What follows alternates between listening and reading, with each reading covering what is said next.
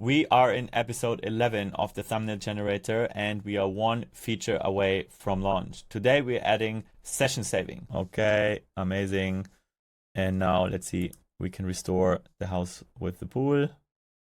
And we have also the generated history here. Very good. Let's go and build it.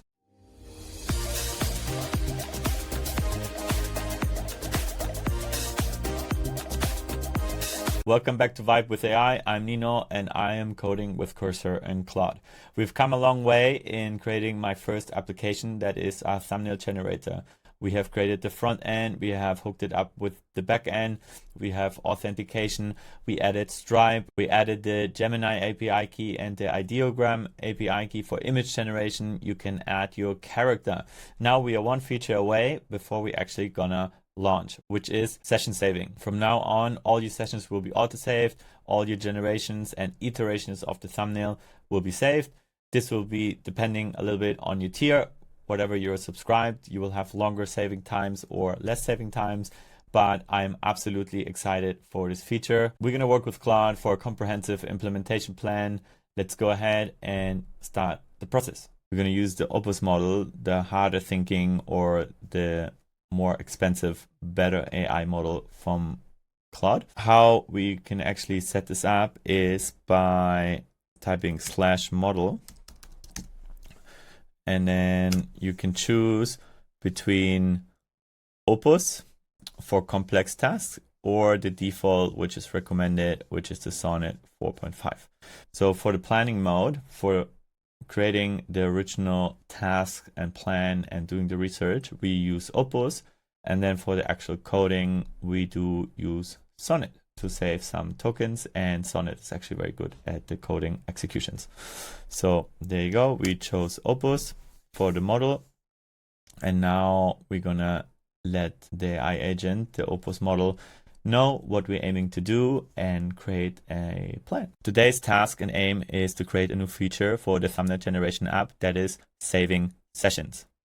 I want to be able to go back to previous sessions and they should be auto saved.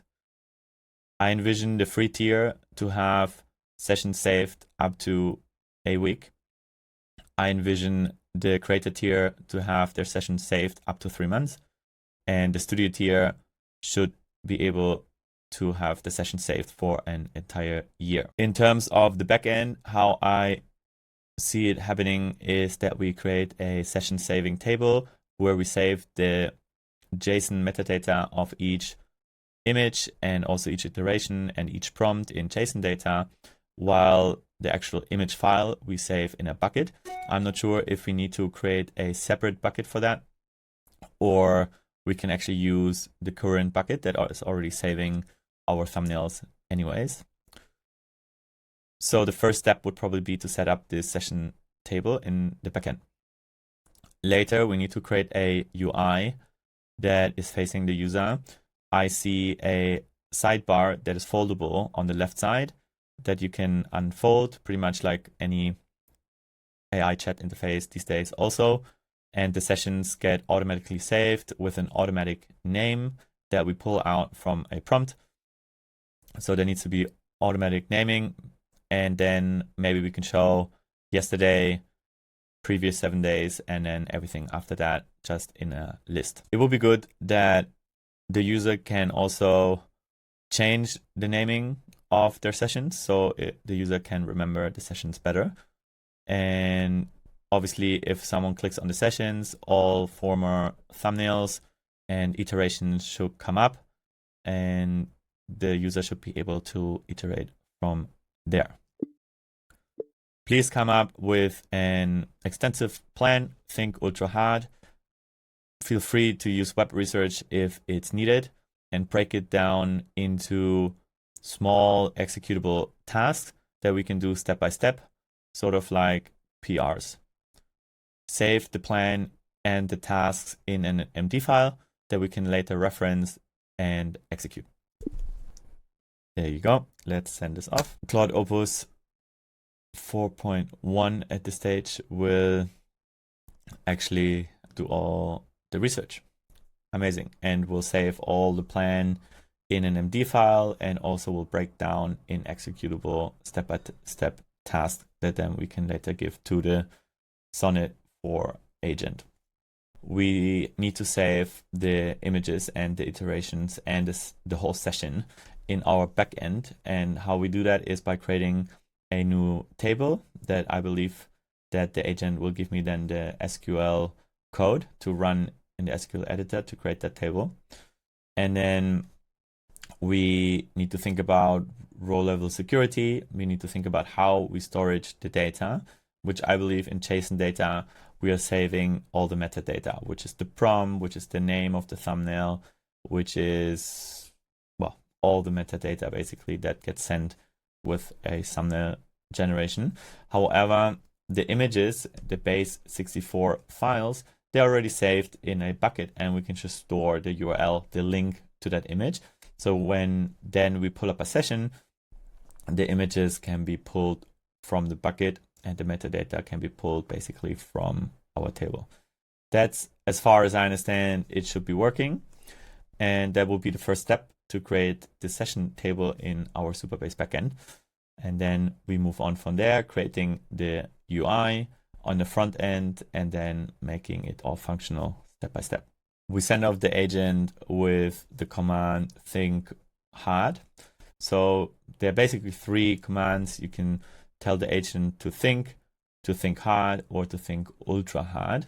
And to use the think ultra hard, or at least the think hard option in the planning phase, is definitely recommended and gives you more precise results. All right, the agent is still working on creating the tasks and the PR breakdown, but it has already created the session feature plan MD. We can have a look here maybe quickly and see how this plan looks. So there's an executive summary. This document outlines a comprehensive plan for implementing a session saving management feature in the thumbnail generation app. Right, based on the tier selection, there should be different logics behind there that we already discussed. The architecture, infrastructure, existing tables, database schema. So I already created a database schema that we can run. Very nice. Storage organization. Look, there is already the folder structure or the storage organization there. Storage policies, metadata storage strategy, UI, layout structure. So basically, Opus came up with a very, very extensive plan and also segmented it in different phase 1, phase 2, phase 3, phase 4, phase 5, and then technical considerations, and so on and so forth. So that looks all very, very nice. And we will reference that and give that as context for the next agents. All right, perfect. The agent is done. It's created the 2 MD files, the session feature PRs, basically breaking down everything in small tasks. We can also have a quick look at that document. Here you go. Is an overview, provides detailed breakdown of pull requests. Basically, just having small tasks to be done, do the testing, and then keep on moving down step by step until everything is implemented. Very, very nice. I think with these 2 MD files, we give our Sonnet agent enough context that they can execute precisely. So what we're going to do now is something that I also wanted to show you quickly. We can type /context. /context. And then we see how much of our context window is already used up. And if you see here that the context usage is already at 50%, right? So if you would continue here, we would rather quickly get into the 60, 80% mark where executions are not that good anymore. Now that we have created those 2 extensive plans, we're going to go to a new Claude agent. We're going to go /and model, And we're going to choose now the default model, which is Sonnet 4.5. And we're going to let it know to read the plan and the PR document as context and then start executing. The first step, let's create the backend table. So today we are implementing a session saving feature into our thumbnail generator. We already have made a good plan. You will find the MD file session feature plan and session feature PRS MD files. Please read both for context. And the first step that we need to do is create the table in the backend. So please give me the SQL command, save it in the SQL folder, and then I will create the table. And then we go step by step, task by task, and execute accordingly to the plan. So now the agent is reading our session feature plan.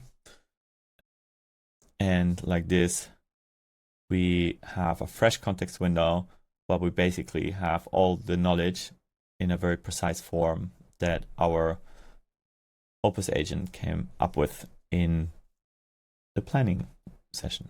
We are creating the SQL migration file, very good, which is also the first PR pull request or just the first small task bundled basically. And it should be then here in the SQL folder where I told them to save it. So in here we have collected a few sessions. There you go.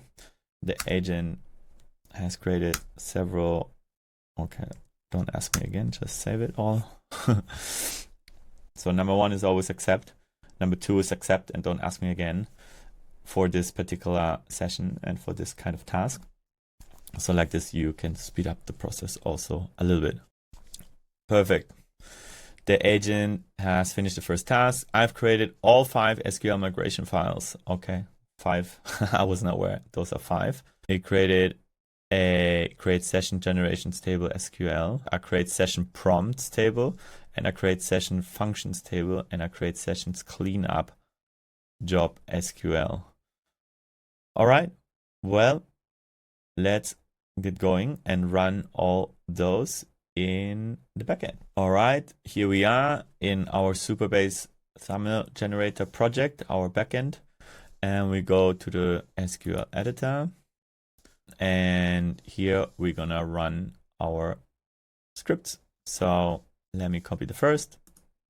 We are copying the first SQL command. There you go, 92 rows. And then we come here. We're gonna copy paste, run. There you go. It worked, perfect. And if there are no rows returned, success is always the success. We created the first table. There we can also see if we go in the table editor, we will now have a sessions table that shows up right here. There you go, still empty. So each command will create a different table where we'll storage different data. All right, let's go to the second one. There you go. We go back here to our SQL editor, open a new tab. We're going to run the next command. We're going to run. And success, no rows returned.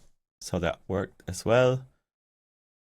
We go back, go to the next one. We run that one, no rows returned. Very nice. We go to the next one, we copy from here to here. Now we are creating a replace function. Very nice. Let's go back and we run this code. Again, success. And we go back one more time and run the last one. There you go. One more time, run the code, and that's it. Let's have a look at our table editor. And now we see all these tables that we have created. All right, well, let's see. but very nice. Here's a mark of unrestricted. We probably maybe have to still put some security measures in here. We will see and check that in a bit. All right, seems to me that we are good, and we have prepared our backend, and we are ready to move to the next task. Before we do that, we're quickly going to check our context window again, just to show you guys. I think it's interesting. We are at 44%. Very nice. I think we can continue here for a little bit. And then when we are around 60-70%, we're gonna compact the conversation, which should bring us down to around 15-20% of context. And then we're gonna make the agent read again our plan files from earlier. That's how it should work, but now we can continue. We have run all the tables, all the SQL commands in the backend. We are ready to go to the next step. Based on the plan is the session service backend implementation. This includes creating a REST API, creating session service, integrating with existing generation flow, adding authentication middleware, right? So we basically need to implement all those tables now with our code base and our system. The agent is done. I've successfully implemented the backend session service with the following components: backend source types, session types, TS, backend source service, session service, TS, complete session class. All right, we can create a session, get a session, list a session, update a session, delete a session, archive a session, add generation, add prompt, get stats, duplicate sessions. So yeah, pretty much all the functions. And the backend session we can post, we can get, we can delete. Yeah, the CRUD functions. That is the REST API endpoints to communicate. Well, very good. All right, so the agent has created the test user. Now it's going to run a script that's probably going to create a session and see if everything fires. So this is all happening right there in our session, in our AI session. So very good. We don't have to do manual testing, although later on, of course, we will do that and see if everything works well. Session API is working perfectly. Here's what I tested. Authentication, login successful. Session stats, retrieved initial stats, 0 session. Created session, created an auto name generation from prompt, get session, retrieved, list session, update session, add prompt. So it did all the checkpoints, archive, restore, delete session. So it's all working. So we're still implementing functionality on the back end. Now we do the storage integration for sessions. We go step by step here, which is really good that we go small task after small task. That way the agent can perform better, we can check, and this is the right way to go along. Very good. I think once we're done with this task, we have integrated all the functionality on the backend successfully, and then we're moving to the UI aspect of things, and we can actually test it out in the application itself, which is gonna be very nice and fun to do. We are finished, perfect. The server is running successfully. Now let me create a summary document for PR3. The backend completed files, key features, we organize storage structure, image optimization, multiple size, automatic cleanup, CDN is ready, and storage stats. Very nice. Like this, we did finish our backend functionality and integration. And now we're moving to the UI integration, the front-end integration. Before we do that, let's quickly go again /context. So we can see how much is used. We are at 70%. So we're gonna run the command /compact. So it's compacting all the information, and we should go down to around 10, 15, 20%. Let's check once it's done compacting. Amazing. We have compacted our context window, our conversation. And if we now go on /context, you will see that we are down to 40%. Okay, that's interesting. I thought we would be a bit lower. Anyways, we now compacted the context and we actually got it down to 40%, which was not enough, I thought, for a new section that we're going to do now, because now we're going to start implementing the UI and the front-end aspects. So giving the new task, let's start fresh. I'm going to tell the agent again to read the MD files, the planning that we originally did, and now start implementing the UI. All right, we are implementing a session feature, and we made extensive planning that you can find in session feature plan MD and session feature PRS MD. In the PRS MD, you will see that we have already done tasks 1 to 3. Phase 1 is complete. All the basic infrastructure is built. So now we're starting to build the UI. Please go step by step, implement each task, and we can do testing in between if necessary. I believe the next task is to actually create the sidebar basic UI component where the sessions will be shown to the user. I guess this is a common UI these days in ChatGPT or any other AI chat model. You have your sessions saved on the left side. There is an auto naming that you can find your sessions. However, also you can adjust and edit the names. You need to be able to search for a session. So there needs to be a search function and filter function and all of that stuff. So we go step by step and implement all of those tasks now. The agent read our plan and the PR document. Very good. He's now implementing the UI component, and then we can start testing that. Installing a Redux UI component to scroll, and is implementing the session sidebar component into our application. So very good. Soon we'll be able to test it out. Our agent has finished the sidebar task. The UI implementation is complete. We successfully implemented 4 session sidebar components from your plan. Here is what I built. Session sidebar TX, main collapsible sidebar. A session card TX, individual session cards featuring the thumbnails. Okay. A session list, organized sessions with display. Session TSX. Okay, very nice. Infrastructure, session TX, use session TS, components UI to scroll. Very, very nice. The sidebar is now fully functional and ready for testing. The next PRs will add rename, delete, archive operations, autosave integration, and session restoration loading. All right. But let's have a look at this point. Let's open another terminal. Let's open Claude. Can you make sure frontend and backend server is started and give me a link to test out the application?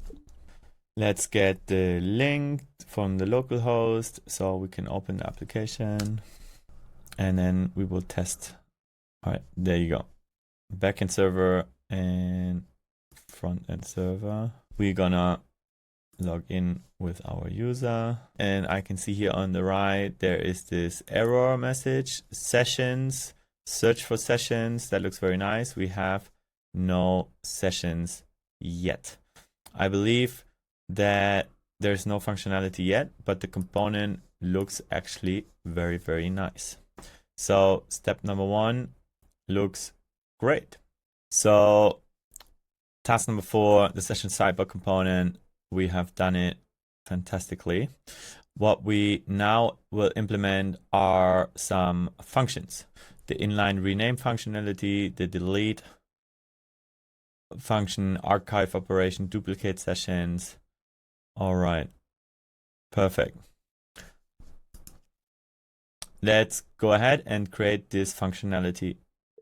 So now we are creating the autosave integration that every session that we start gets saved automatically. The sidebar already looked fantastic. So I'm very excited. Now, with the autosave function, every time we start a new session, it should appear in the sidebar, I think. So that will be cool. The core infrastructure is what we built in the beginning. So that's already set the foundation of everything. Now we're connecting it to the front end UI. And then as a last step, we will make sure that certain tiers have the different limits. And then we are through with today's coding session. Okay, excellent. The agent is done implementing all these session management operations that we have listed out before: session storing, session renaming, deleting, and updating session card, all of this stuff. It's really cool. We will now test that and then commit all the changes. Testing checklist. Single session operation: rename a session, delete a session, archive a session, duplicate a session. There you go. We're back logged in my application. We're just going to generate a thumbnail, generate me a house with pool. Let's just generate an image and then see if that gets logged here already. Failed to autosave session. There you go. We have an issue. Let's click on the issue. Now is debugging time. Let's go back here.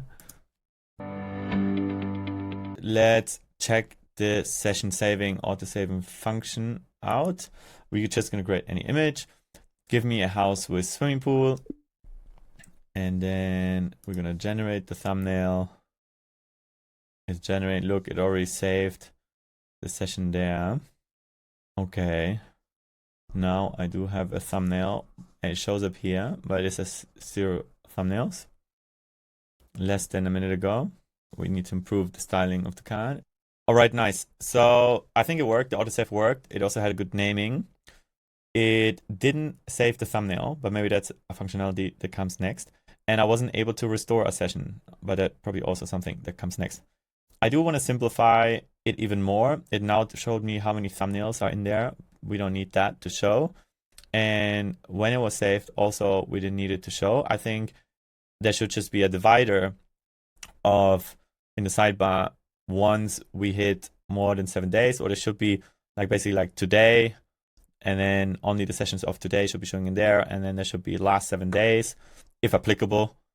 Obviously, it shows last 7 days, and then if applicable, last 30 days, and then if applicable, older than that. I think that could be good. I don't necessarily need to have the session time and how many thumbnails in the card. Keep it even simpler than that. All right, let's improve the card and let's see what the agent said. He's gonna simplify the card further. I think that should be then nicer. There you go. I think that's better for now. It can even be probably a little bit smaller. But look, this is then fine-tuning afterwards. Let's create another session. Maybe we try loading one of my thumbnails and see if that works also. All right, we loaded one of my old thumbnails, actually a video that's already live. Go check it out if you haven't seen it. It basically takes my transcript of my video and generates text for all these platforms automatically in end-to-end automation. Pretty cool. Have a look if you're interested. Anyways, let's change that. Please organize the social media logos in a calendar and make them look as if they were scheduled. Let's just see if that works. We're gonna iterate. It's saving, organize social media logos. So it just goes from the prompt. Very nice. And look what it came up with in the first iteration. Okay. Very nice, but it's also saved. And now I can duplicate. Okay, look, it duplicated the session. I can rename it. Number 2. Rename. That works great. I can delete. Session delete. Are you sure you want to delete This cannot be undone. Delete session. Session deleted. Undo. I get one more chance to undo it. Okay, really cool. And the session has been deleted. I think that's nice. All right, amazing. So the auto-saving has worked, and we can tell the agent to go to the next task. Let's check quickly the context here again. We are at 57%. We can continue for a little bit. I think you can definitely handle one more task. Now what we're actually going to be doing is we're going to implement the feature of restoring a session, which is obviously very vital for the functionality. So the agent will go ahead, and then we can test that afterwards. Loading a session with when thumbnail clicking a session in the sidebar, restoring the session, rebuilding iteration tree, restoring prompt. So now everything is regarding the loading the images and restoring the session. That's what we're tackling now. Very good, and we are well on the way to have our session saved. Very nice. Let's try out now the testing of the session restore, if that works. We're going to create an exemplary image. Generate me a house with swimming pool. There you go. It gets autosaved directly as a session. That's very nice, even already before we start generating. All right, let's iterate here one time. Please make the image less colorful and more photorealistic. We're gonna iterate one time. See that the history loads correctly and that we can restore the history and the main image. Let's see how that goes. There you go, it passed to history. Well, not photorealistic, but definitely less colorful.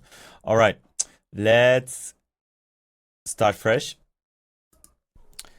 Give me a house with mountains. We're gonna generate a new session. Very good. House with mountains.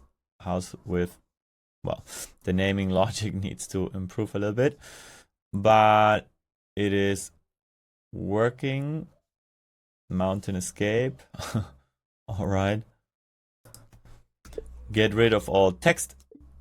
Very interesting interpretations of my prompt, but that's okay. We are just worried about the sessions over here. Okay, amazing. And now let's see, we can restore the house with the pool. And we have also the generated history here. Very good. And we can go back to the house with mountains with the history. Amazing. So big step. The session restoration works. All right, guys, you have seen us create the backend infrastructure for session saving. We have added the UI components, and we have successfully installed restore session with an export function. This is absolutely exciting. From now on, all your best generations will be saved, and you can always go back and iterate from earlier sessions. This brings us to our next episode, where we will put this product live. We will deploy with Vercel, we will connect it to a URL, and then you guys who are following along can try out the product for free. I will add a coupon code in the description that you can use and try the creative tier for free. This will happen next episode. Don't miss it. If you like what you see, please subscribe and leave a comment.